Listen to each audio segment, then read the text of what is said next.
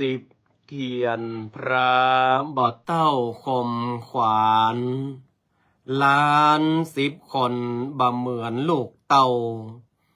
รีบทำดีเตอยิงใจหนุ่มเท่าจักได้เบาแหงบอกแล้ว บ่มีสินธรรมตึงบ่เป็นน้ำแล้วบ่เป็นเกศแก้วเนินนายโบราณว่าไว้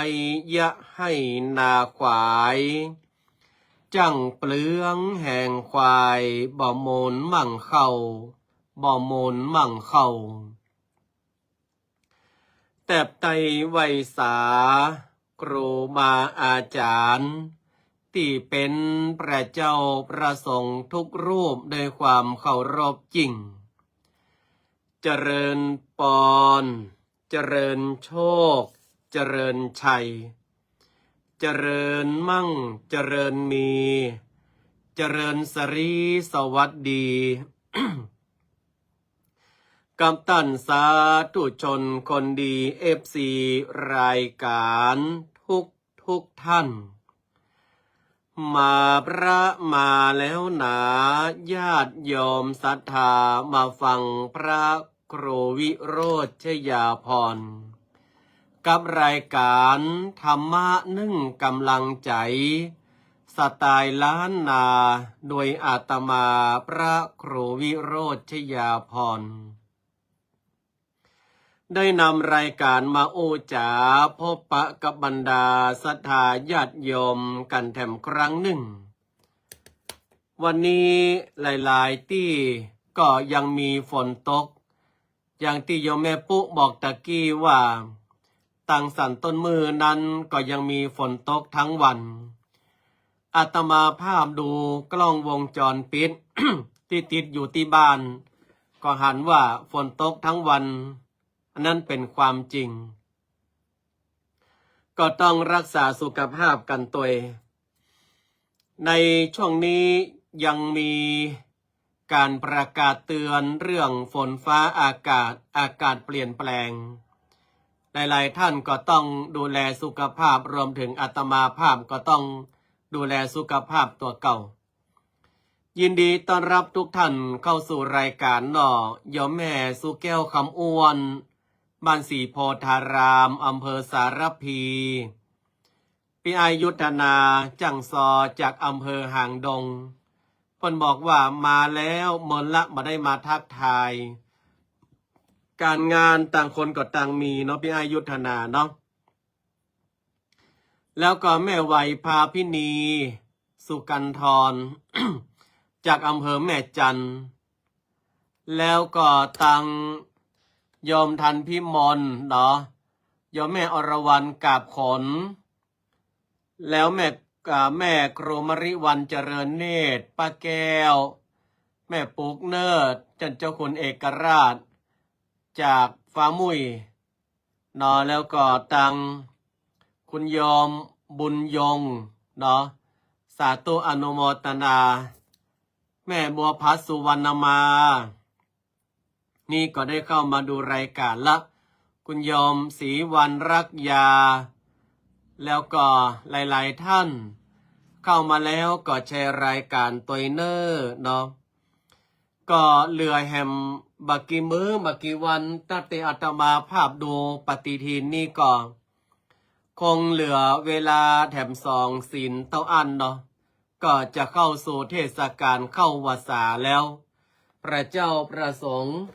นักศีลนักบุญจะได้อธิษฐานเข้าวสากันการเข้าพรรษานั้นมีอยู่2 วันก็คือ1ในวันอาสาฬหปูจาตรงกับวันที่30แต่ศรัทธาเฮาก็ห้องกันว่าเป็นวันเข้าพรรษาเนาะก็คือเข้าพรรษาเจ้าบ้านเจ้าจองเฮาส่วนตุเจ้านั้นเปิ้นก็จะอธิษฐานเข้าวสากันก็คือหลังวันอาสาฬหปูจาก็คือวันที่30วันอาสาฬหปูจาวันที่29เนาะอาสาฬหบูชาวันที่29ส่วนวันเข้าพรรษาวันที่30ตะกี้จะมาภาพอู้ผิดไปหน่อยฉะนั้น29เฮาก็ไปวัดไปวากันเนาะทำบุญสนตาลขันเข้าขันน้ำแล้วก็จะได้ฟังน้ำฟังธรรมเรื่องอานิสงส์เข้าพรรษาก่อนเป็นธรรมผูกแรกและหลังจากนั้นก็จะเป็นธรรมในแต่ละผูกของแต่ละศีลเรียกว่าธรรมกลางวสาปีนี้ก็บ่ฮู้ว่าจะเป็นเรื่องใดอาตมาภาพก็ยังบ่ได้ไปพอทำเรื่องมาเตื้อเดียวแหมสักวันพรุ่งนี้ก็ว่าจะเข้าไปพอทำเรื่องเพื่อที่จะเอามาเทศกลางวสาต้องหาไว้ตั้งแต่เนิ่นๆคุณลุงสุภาพสืบสิริพุนชัยเนาะแล้วก็คุณโยมณัฐพลโยมสมศักดิ์แก้วนาติปคุณครูชิดชนกชัยน้อยโยมเบญญาภาสิทธิวงศ์คุณโยมเพชรเนาะคุณโยมเพชรอีกทินสลี่อีกอาตมาภาพก็มาจ้างปากว่าได้ ช่วงนี้มาได้กินอย่างก็มาได้ฉันเจ้าฉันเพนกับขนมปังนะกินกับข้าวนึ่งเนาะคุณต้องถ้าอ่านผิดอ่านถูกสมาภัยเนอะคุณโยมอุ่นลุงปอยเข้ามาแล้วก่อนเข้าภาษานี่อาตมาภาพก็จะมีการบรรพชาอุปสมบทเพื่อที่จะเป็นการเฉลิมพระเกียรติในการถวายเป็นพระพรชัยมงคลวันเฉลิมพระชนมพรรษา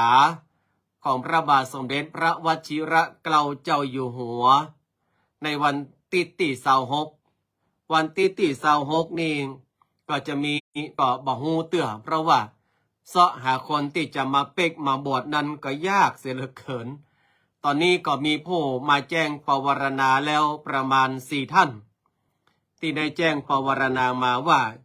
จะขอเข้าพิธีบรรพชาอุปสมบท เพื่อน้อมถวายเป็นพระราชกุศลในวันเฉลิมพระชนมพรรษา 28 กรกฎาคม ในของพระบาทสมเด็จพระวชิรเกล้าเจ้าอยู่หัว หลายๆคนก็บอกว่าท่านพระครูยังมั่นจัดงานแต่ว่าบึดงานหนึ่งอาตมาภาพเนี่ยก็เป็นประธานหน่วยอบรมประชาชนประจำตำบลน้ำดิบตวยสถาญาติโยมแล้วก็หมู่บ้านนี้เป็นหมู่บ้านรักษาศีลห้าเป็นหมู่บ้านชุมชนสายใยของวัฒนธรรมแล้วยึดมั่นในการให้ความเคารพในหลักใหญ่ของชาติไทยเฮาก็คือชาติศาสนาและพระมหากษัตริย์ดังนั้นเมื่อมีวันสำคัญของชาติของศาสนาของพระมหากษัตริย์กิจกรรมใดที่พอที่จะทำได้อาตมาภาพก็จะเชิญชวนศรัทธาญาติโยมได้ร่วมกันกระทำเพื่อแสดงออกถึงความรักและความจงรักภักดีในสถาบันหลักของชาติไทยเราก็คือชาติศาสนาและพระมหากษัตริย์แล้วโดยเฉพาะสถาบันพระมหากษัตริย์เนี่ยเฮาท่านต่างหลายได้เทิดทูนไว้เหนือเกล้าเหนือหัวเพราะว่าเฮาฮักในสถาบันพระมหากษัตริย์เฮามีความเคารพเรามีความเทิดทูนในสถาบันพระมหากษัตริย์พระเจ้าอยู่หัวของเฮาทุกพระองค์ตั้งแต่บูรพมหากษัตราธิราชเจ้ามหูกี่พระองค์มาจนถึงรัชกาลปัจจุบันเราท่านทั้งหลายเฮามีความรักความจงรักภักดีเนี่ยเฮาจะมาแสดงออกโดยผ่านกิจกรรมผ่านมิติทางศาสนาพุทธของเรานั่นก็คือในการทำบุญโดยการบรรพชาอุปสมบทประการหนึ่งทำบุญตักบาตรประการหนึ่งไหว้พระสวดมนต์ประการหนึ่งสิ่งนี้เป็นสิ่งที่สำคัญที่สุดว่าการแสดงออกซึ่งความจงรักภักดีในสถาบันชาติศาสนาและพระมหากษัตริย์นั้นเป็นสิ่งที่ควรกระทำยิ่งดังนั้นอาตมาภาพถึงแม้ว่าจะเป็นวัดน้อยๆที่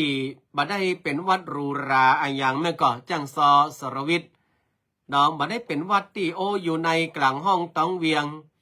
แล้วก็บ่ได้เป็นวัดที่มีระบบเศรษฐกิจคือเปิ่นเจ้าอาคารเจ้าที่ดินบ่มียังตนยังชีพอยู่ได้นั่นก็ด้วยการอุปถัมภ์ของศรัทธาญาติโยม อันมีศรัทธาบ้านน้ำดิบเหนืออันและใกล้เคียงเนี่ยเป็นหลักแล้วก็ศรัทธาญาติโยมที่ได้อุปถัมภ์อุปถากแต่อาตมาภาพมีความจงรักภักดีในสถาบันชาติศาสนาและพระมหากษัตริย์เป็นอย่างยิ่งดังนั้นก็เลยร่วมกับหน่วยอบรมประชาชนประจำตำบลน้ำดิบได้จัดให้มีการประกอบพิธีบรรพชาอุปสมบทหมู่เพื่อที่จะถวายเป็นพระพรชัยมงคลเป็นพระราชกุศลในวันเฉลิมพระชนมพรรษาของพระบาทสมเด็จพระวชิรเกล้าเจ้าอยู่หัวดังนั้นอาตมาภาพก็ตึงบัดเดือดมฮ้อนอย่างถ้าไผจะว่าอาตมาภาพก็จัดกิจกรรมนักแตะนักว่าอีนะเฮาก็ยังว่านะเนาะเฮาก็ทำได้ในขณะที่เฮามีโอกาสที่จะกระทำในกิจกรรมนั้นๆทั้งนี้และทั้งนั้นอย่างที่ว่านั่นนะเวลาอาตมาภาพบอกบุญไปอาตมาภาพก็มาได้บังคับ ยังบุญตั้งปวงอาตมาภาพบอกไปก็อยู่กับเจตนาศรัทธาของศรัทธาญาติโยมทำกรรมว่าศรัทธาจะร่วมบุญนี้กาหรือว่าอนุโมทนาไปก่อนเอาไว้บุญหน้าก็ร่วมกับมันอยู่ที่ศรัทธาญาติโยมอาตมาภาพมาได้กำปืนกำมีดไปจี้ไปยิงไปชิงเอาบุญของท่านดังนั้นอาตมาภาพก็จะประกาศบุญไปหากว่าศรัทธาท่านใด มีจิตมีเจตนาจะร่วมก็ร่วมได้ศรัทธาใดที่ว่าจะยกมือวานสารมือกอดต่อมือไหวอนุโมทนาก็อนุโมทนาอันเนี้ย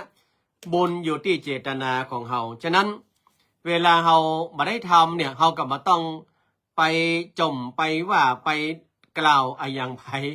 เวลาวัดหั่นก็ดีบ้านหั่นก็ดีเปิ้นจัดกิจกรรมอันเป็นบุญ จัดกิจกรรมอันเป็นกุศลเปิ้นก็มันจะได้บังคับเนาะอาตมาภาพเป็นเจ้าอาวาสมาเนี่ยถามโยนแม่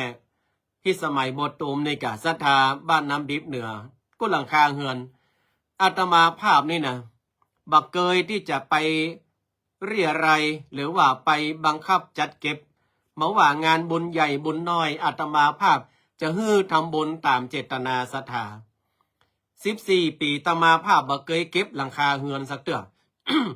ใครจะทำบุญถ้าใดทำนักทำน้อยก็อยู่ที่เจตนาทำนักก็ฮับทำน้อยก็ฮับเนาะอันเนี้ยมันทำให้บุญทุกอย่างเนี่ยมันสำเร็จบุญนี่ก็เหมือนกันอาตมาภาพจะเปกตุบวชพระเนี่ยในวันที่26 เป็นการน้อมถวายเป็นพระราชกุศลแด่ในหลวงรัชกาลที่10ดังนั้นอาตมาภาพก็จะประกาศบุญอะไรบุญสังฆทานพอละเนาะบุญสังฆทานถวายพระอุปชาถวายพระคู่สวดถวายพระสงฆ์พิธีถวายสามเณรอาตมาภาพก็ประกาศตะยะแล้วในส่วนตัวอาตมาภาพก็จะเปิดโรงทานออกโรงทานมานักก็เลี้ยงมาน้อยก็เลี้ยงเนาะฉะนั้นถ้าหากว่าใครที่อยากจะร่วมบุญ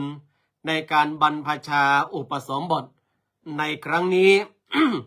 ก็สามารถที่จะแจ้งการปวารณาได้ดังนี้เนอะ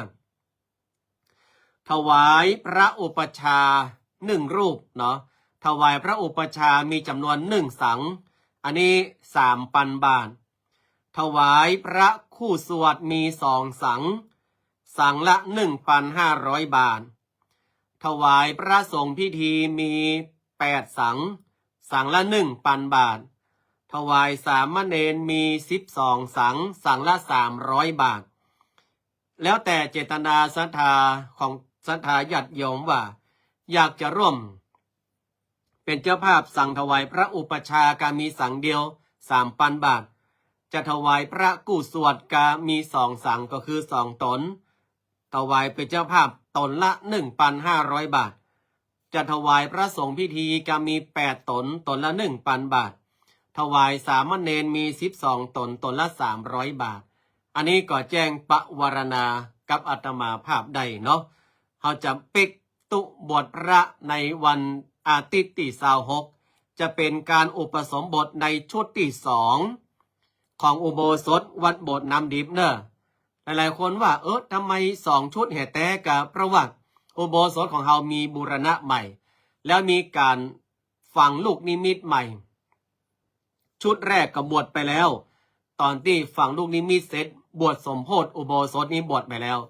อันนี้จะเป็นชุดที่2ในการที่จะใจอุโบสถหลังนี้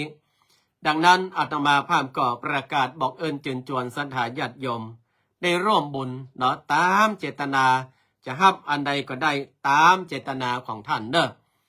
เอาละอันนี้ก็บอกบุญกันไปแล้ววันนี้อาตมาภาพจะมาคุยเรื่องอะไรเพื่อศรัทธาญาติโยมท่านทั้งหลายได้ฟังพอดีอาตมาภาพไปเจอประโยคที่เป็นปรัชญาถ้าหากว่าเฮาบ่ได้กึดอันอย่างหลายนะถ้าเราไม่ได้คิดอะไรมากนะมันก็จะกลายเป็นประโยคธรรมดาเนาะเป็นประโยคโดยทั่วไปแต่เมื่อเราจักเอาประโยคกำอู้เนี่ยเอามาพินิจพิจารณาโดยท่องแท้เนี่ยก็จะหาได้ว่าในประโยคเนี่ยมันมีหลักธรรมซ่อนอยู่ไหว้สากราบหลวงพ่อเจ้าวัดป่าบุกเนาะหลวงพ่อน้ำพระครูพัฒนธรรมสุนทรเจ้าวัดป่าบุกหลวงพ่อท่านอาจารย์วัดเจดีย์เหลี่ยมกูคำหลวงกราบไหว้สานะครับเนอะวัดเจดีย์เหลี่ยมนี่เคยไปอยู่ในปี2536เคยไปอยู่1 ปีก็หา1 ปีหรือว่า2 ปีก็จำมาได้ประมาณ1 ปีประมาณ2 ปีเนาะที่วัดเจดีย์เหลี่ยมไปปีแรกก็น้ำท่วมเนาะล้น ฝ่ายต้าวังตานเข้าท่วมโรงงานกะละแมประเดี๋ยวนี้หมอฮู้ว่าโรงงานกะละแมยังมีอยู่ก่อนนะครับเนาะสมัยตะกอนอยู่วัดจิริเหลี่ยมนี่งานที่เปิ้นตกเวรกันเป็นประจำก็คือ การเอาวัตถุมงคลวัดจิริเหลี่ยมนี้เปิ้นจะมีพิพิธภัณฑ์เปิ้นจะมีพิพิธภัณฑ์เปิดเป็นพิพิธภัณฑ์แล้วก็แต่ละวันเนี่ยก็จะมีการเอาวัตถุมงคลสถาญาติโยมทั้งหลายอาตมาภาพกับพระสงฆ์เน้นกับปั่นเวรกันนะเอาวัตถุมงคลออกจากพิพิธภัณฑ์มาเพื่อเอาไปเก็บไว้เอามาเรียงไว้ให้เปิ้นปูจาลูกแต่มาแจ้เอาของในพิพิธภัณฑ์นะเป็นวัตถุมงคลมาได้แต่เวลาหมดวันแล้วก็เอาใส่รถยูเข้าไปเก็บในพิพิธภัณฑ์อย่างนี้เป็นต้นแล้วเคยทำความสะอาดขึ้นไปที่เจดีย์เหลี่ยมแล้วก็พอมาโอ้งดงามเนอะโดยเฉพาะเวียงกุมกามมาได้ไปโรงเรียนวันใดก็เตียวแอวเวียงกุมกามไปดีม่วนเนาะอาตมาภาพ เป็นเนนน้อยยังบ่ฮู้ประสีประสาเตียวแอวเวียงกุมกามอีแม่คนหนึ่งปตักมาเน้นวันพูกเป็นวันศีลกี่ค่ำอาตมาภาพก็บ่ฮู้ค่ำฮู้งายอย่างเงาะในสมัยก่อนนี่นะเป็นเนนน้อยถ้าจะ16 17ค่ำมูลค่าอีแม่นะว่าไปเลยเปิดมีตึก15ค่ำอันนี้อู้ถึงสมัยตะก้อนเนาะไปอยู่วัดจิริเหลี่ยมสมัยปี36 37นั่นนะครับเนาะเป็นเนนใหม่โยมแม่ไหวพาพินีสุกันทรวันนี้เป็นปวารณาเริ่มแรกเลยว่าโยมแม่ไหวฮับสั่งสามเณร1สั่ง300 บาทเนาะสาธุกับโยมแม่ไหวพาพินีเนอรัตนอุบาสิกาแก้วจากอำเภอแม่จันทร์บนเนอฮับ1สั่งของสามเณรเนาะ อันนี้ก็เล่าเกาเล่าเงาให้ฟังเพราะว่าตะกี้หันหลวงป่อวัดจิริเหลี่ยมกูคำหลวงเนาะเพิ่นได้เข้ามาดูรายการมองว่าศรัทธาสมัยนั้นจะอยู่กันหรือว่าจะเหลือน้อย มันเหมือนนักแก่แล้วบ่อาตมาภาพทิ้งไว้ตะกี้ว่ามีประโยคอยู่ประโยคหนึ่ง ถ้าเรามาได้กึดอย่างหลายประโยคนั้นก็จะเป็นประโยคโดยทั่วไปเพิ่นบอกว่าจงกวาดพื้นราวกับว่าคุณกำลังกวาดจักรวาลทั้งจักรวาลเป็นกำโอของท่านติดนัดหันแห่งหมู่บ้านพลัมเดี๋ยวก็อาตมาภาพก็จะมาโอ้ให้ฟังทีหลังเนาะว่าท่านติดนัดหันนี่เป็นไผ แต่ว่ากำโอของท่านนั้นเนี่ยบอกว่าเฮากวาดปืนกวาดบ้านกวาดวัดกวาดวานี่นะราวกับว่าเฮากำลังกวาดจักรวาลทั้งจักรวาลมาใจว่าเฮาเอาไม้กวาดร่ายรำไปอีกก็มาใจนะอาตมาภาพมานั่งกึดว่ากวาดปืนเหมือนกับกวาดจักรวาลมันจะหมายความว่าอย่างไรมาซ้อไปซ้อมาอ๋อ ก็มาเข้าใจโดยลึกซึ้งว่าแบ่งเป็น2อย่าง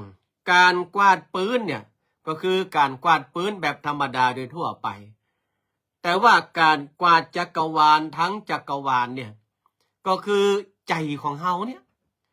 ใจของเราเนี่ยมันกว้างใหญ่เหลือจักรวาลทั้งจักรวาลก่อนเพราะว่าใจคนมันยากแท้อย่างถึงหรอกใครจะหู้จิตหู้ใจของแต่ละคนได้ขนาดจิตใจตัวเก่าเนี่ยเฮายังบ่สามารถที่จะยังจิตยังใจตัวเก่าได้ตึกฉะนั้นการกวาดจักรวาลทั้งจักรวาลก็หมายความว่าเราทำด้วยจิตใจไม่ใช่ว่ากวาดบ่มบ่มก็แล้วแต่เราทำด้วยจิตด้วยใจเฮามาได้สักแต่ว่ากวาดอย่างเดียวเราทำด้วยสติเราทำด้วยความไม่ประมาทคือถ้าเฮาสักแต่ว่ากวาดเนี่ยบางทีบางครั้งขี้ฝุ่นกาใบไม้ใบหญ้าปิวใส่เปิ้นวุ่นวันเนี่ยอันนี้บอกว่าสักแต่ว่ากวาดบางทีก็กวาดบ่เสี่ยงแต่ถ้าหากว่าเฮาเหมือนกวาดจักรวาลเนี่ยเพิ่นบอกว่าก้อยๆกวาดไปเฮาก็หูว่าเฮากวาดใจจดจ่ออยู่หั่นอันใดที่มันบ่เสี่ยงอันใดที่มันบ่ซ้ำเฮ เขาก็กวาดไปก้อยๆปีนิดพิจารณากรรมเนี้ยศรัทธาญาติโยมทั้งหลายมันก็บอกว่าเวลาเราทำอะไรแล้วถ้าเรามีความตั้งใจโอ้ท่านศิวพัฒน์อนิยมโมโตโกเซมัตอะไรอย่างนะป้าห้องไว้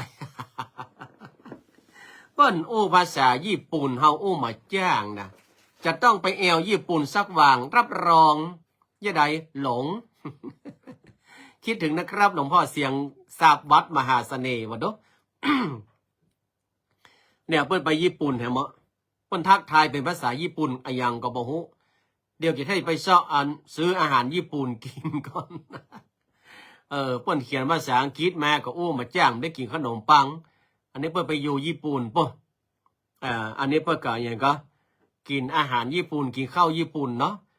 ไปอยู่เมืองนี่แน่แต่เหมือนญี่ปุ่นเนอะแต่อาตมาภาพนี่เหมือนกับเหมือนยังเหมือนยาญี่ปุ่น เหมือนยาญี่ปุ่นอันเนี้ยก็คือว่าเวลาเราทำอะไรเราทำด้วยใจ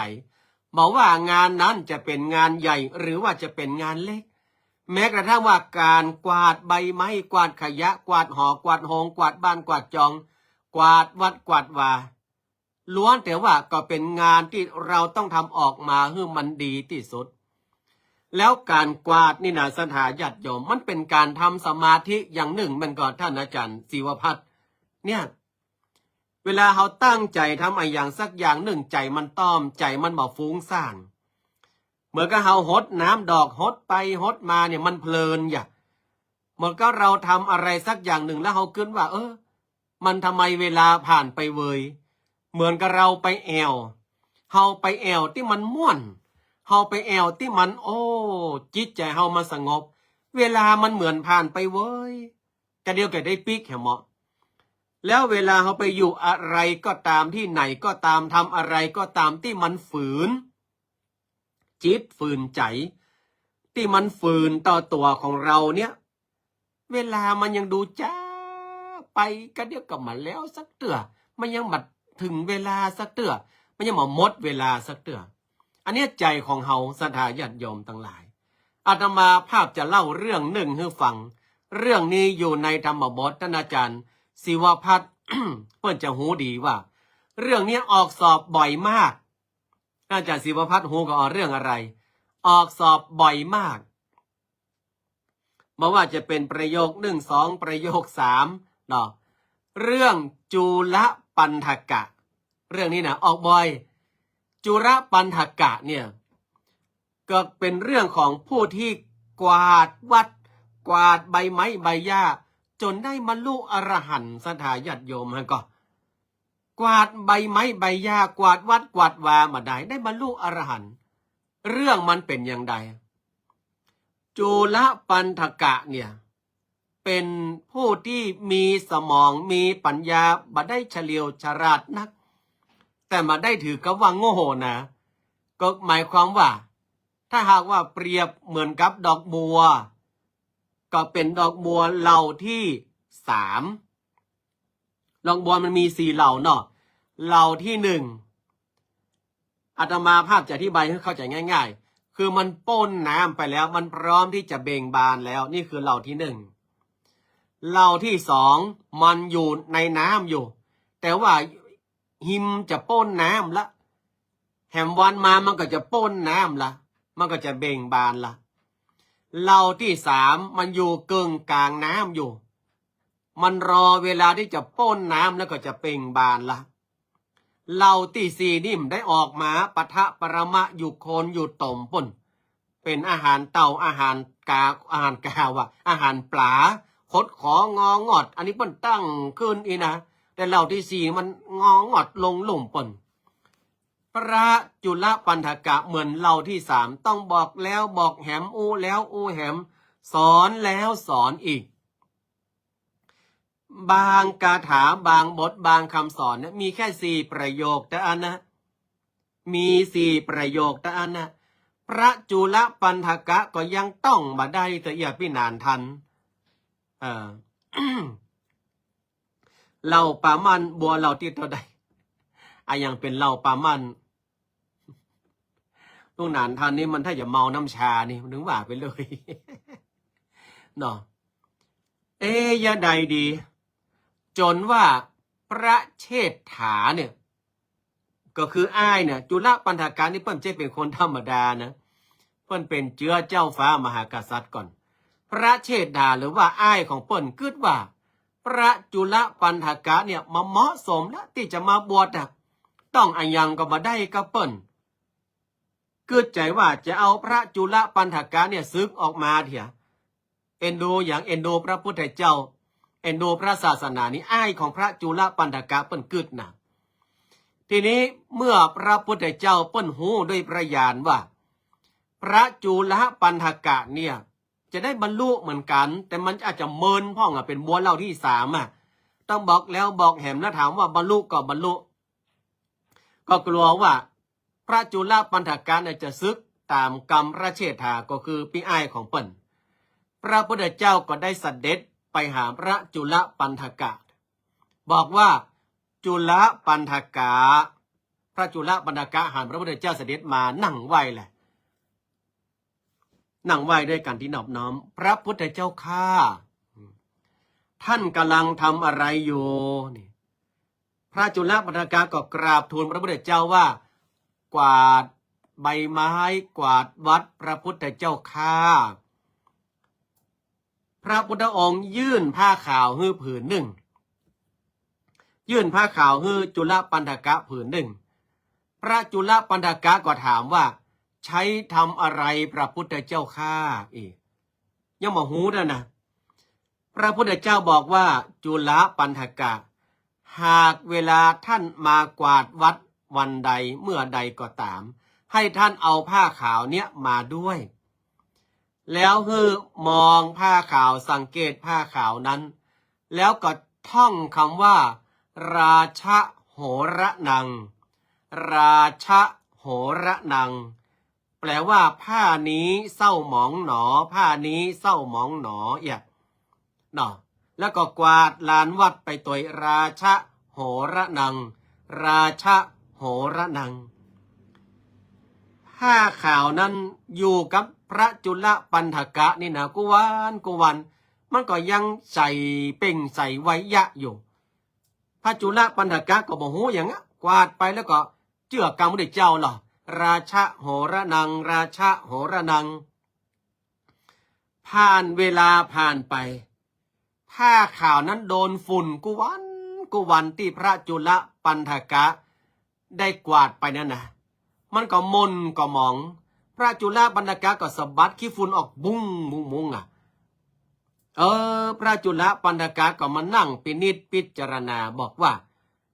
ขนาดว่าผ้าขาวนี่ก็ยังหมองได้เพียงแค่ว่าโดนฝุ่นแค่นั้นเอง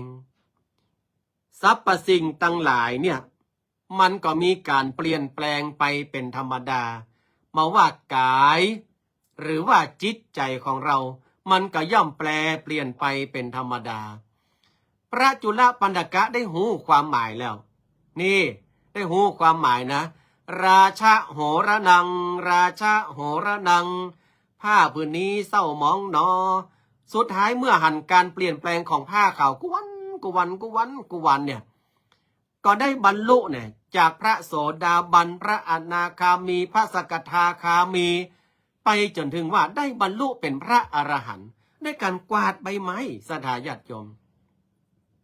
ความหมายของประโยคที่ว่าท่านจงกวาด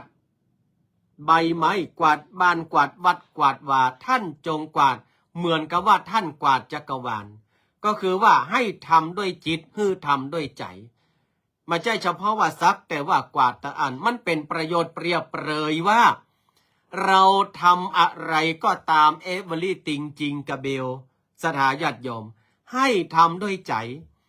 จะไปซักแต่ว่ามันเป็นงานน้อยทำเพื่อมันป้นตีนป้นมือไปเหี่ยมันไม่ใช่งานสำคัญอันอย่างเยี่ยเพื่อมันแล้วไปเหี่ยมาใจงานทุกอย่างสำคัญหมดแม้กระทั่งล้างห้องน้ำก็สำคัญล้างถ้วยล้างจานก็สำคัญ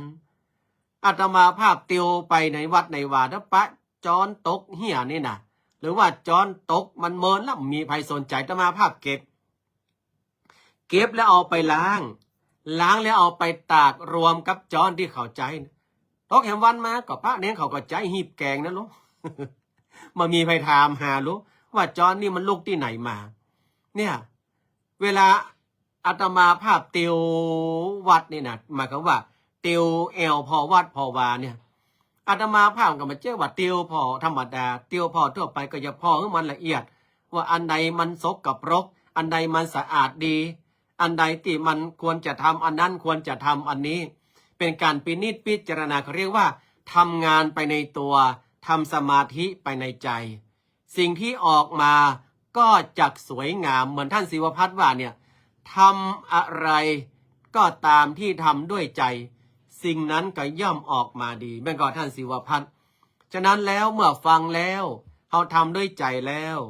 สิ่งที่เขาออกมาแม้จะเป็นงานเล็กๆน้อยๆมันก็จะเป็นงานที่ออกมาสมบูรณ์แบบพระหองว่าภาษาอังกฤษพระหองว่า perfect นะจะธรรมดาเนอะจบปริญญาเอกก็ล่ะภาษาอังกฤษเห็นหน่อยก็เดียวหลวงพ่อมารบุรพาเกาะดอกท้อจะแซว เนาะมันก็ว่า perfect ถ้าเราทำด้วยใจนะ perfect แน่ๆสมบูรณ์สุดยอดสำเร็จอันนี้คือการที่ตีความหมายของคำว่าเวลาเรากวาดอย่ากวาดได้บอกว่าอย่างก็อาตมาภาพก็ลืมไปแล้วฮะจงกวาดพื้นราวกับว่าคุณกำลังกวาดจักรวาลทั้งจักรวาล อาตมาภาพนี้ที่เป็นเชื้อพระจุลปันธกะแต่กันเดียวก็ลืมมากกว่าเนาะจงกวาดพื้นราวกับว่าคุณกำลังกวาดจักรวาลทั้งจักรวาลทำอะไรก็ตามให้ทำด้วยใจเนี่ยแม้กระทั่งการทำบุญเนี่ยอย่างที่อาตมาภาพประกาศไปถ้าหากว่าท่านมีใจทำได้อาตมาภาพอนุโมทนาอย่างแม่ไหวพาพินีเพิ่นได้ปวารณามาเนี่ยอันนี้เพราะว่าเอาสั่งสามเณรสั่งเนอะอันนี้แม่ไหวเพิ่นก็ออกจากใจหลายๆคนก็ยกมือสาธุอนุโมทนากับแม่ไหวอนุโมทนากับอาตมาภาพอันนี้ก็เป็นบุญนะฉะนั้นทำอะไรทำด้วยใจมันก็จักสำเร็จพอลุงนานท่านมารับด็อกเตอร์นี่เป็นกรรมอังกฤษเมืองกรรมอังกฤษกรรมเนาะก็เดี๋ยวก็จะเหมือนกันนะไปเรียนต่อให้แหละไปเรียนต่อด็อกเตอร์ให้แหละเข้าใจมาสมัครลุงนานท่านจะได้เปิงโลจะได้เปิงเป็นด็อกเตอร์อยู่อันแม่ห้องสอนปุ่นเนาะเอาละอันนี้ก็เอามาจ๋าคือกับศรัทธาญาติโยมตั้นสาธุชนตั้นทั้งหลายได้ฟังกันเนาะว่าสิ่งต่างๆเหล่านี้ธรรมะใดๆเนี่ยมันก็ไร้ค่า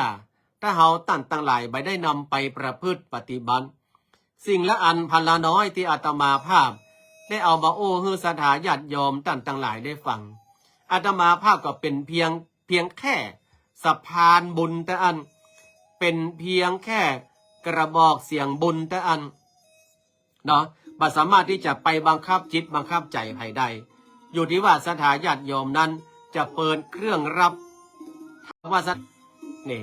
แล้วก็จะทำให้เฮาตั้นต่างหลายนั้นเนี่ยนำเอาไปประพฤติปฏิบัติได้เนาะเราถวายเตรียมภาษาไปแน่นอนลงนานทันไปแน่นอนจะจ้าจะเวยก็ว่ากันทำกรรมเนอะ แต่ว่าไปแน่นอน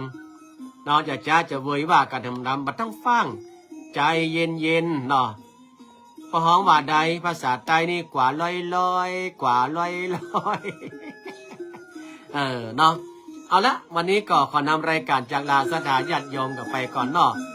จ้ากันมาก็ม่วนก็งันกันพอสมควรเนอะวันพรุ่งนี้อาตมาภาพก็จะแจ้งให้ศรัทธาญาติโยมเนาะวันศุกร์วันเสาร์อาตมาภาพบัได้ออกรายการเนอะวันศุกร์กับวันเสาร์เนาะเพราะว่าวันศุกร์นี้อาตมาภาพก็จะมีการประชุมในวัดอาตมาภาพเนี่ยแล้วก็วันเสาร์รับแสดงพระธรรมเทศนางานเขาดำที่บ้านสันบักกรูดอำเภอเมืองจังหวัดลำพูนเพราะว่าคนเฒ่าที่เปิ้นได้เสียชีวิตลงนั้นเปิ้นเคยฟังอาตมาภาพเนาะเปิ้นเคยฟังอาตมาภาพแล้วก็เปิ้นก็บอกลูกบอกหลานว่าตัวเจ้าตัวนี้เตดม่วนเมื่อเปิ้นตายไปลูกหลานก็ได้นิมนต์อาตมาภาพเนี่ย ได้ไปแสดงพระธรรมเทศนาเป็นงานสุดท้ายของแม่อุยเปิ่นแต่นั่นก็ถือว่าจะได้ไปอนุเคราะห์สงเคราะห์เปิ่นตามกรรมที่เปิ่นได้อูลูกอูหลานว่าตัวเจ้าตอนนี้เปิ่นเต็ดม่วนเต็ดงานลูกหลานก็จื้อก็จำไว้นี่ก็วันเสาร์เนาะแล้วรายการจะมาปะแถมกรรมวันอาทิตย์เนอะศรัทธาญาติโยมท่านสาธุชนทั้งหลายฉะนั้นวันศุกร์และวันเสาร์นี่มันได้ออกรายการแล้วจะมาปะรายการวันอาทิตย์ปุ่นเนาะสำหรับในวันนี้ก็ขออนุโมทนากับโยมแม่ไหวพาพินีสุกันทรได้เปิดปฐมบุญสั่งสามเณร300 บาทเนาะวันนะสักวันที่20ป่ายเพื่อค่อยโอนโยมแม่ไหวจะเป๊กวันที่26ก็สัก24 23 24ค่อยโอนก็ได้เนาะบ่ต้องฟังถ้าฟังโอนนี่มันจะนี่นะ สัก23 24ก็ได้เนาะอันนี้ก็อนุโมทนาและอนุโมทนากับศรัทธาญาติโยมทุกท่านเนอะในวันนี้ก็นำรายการจากไปก่อนเนาะ111บุญรักษา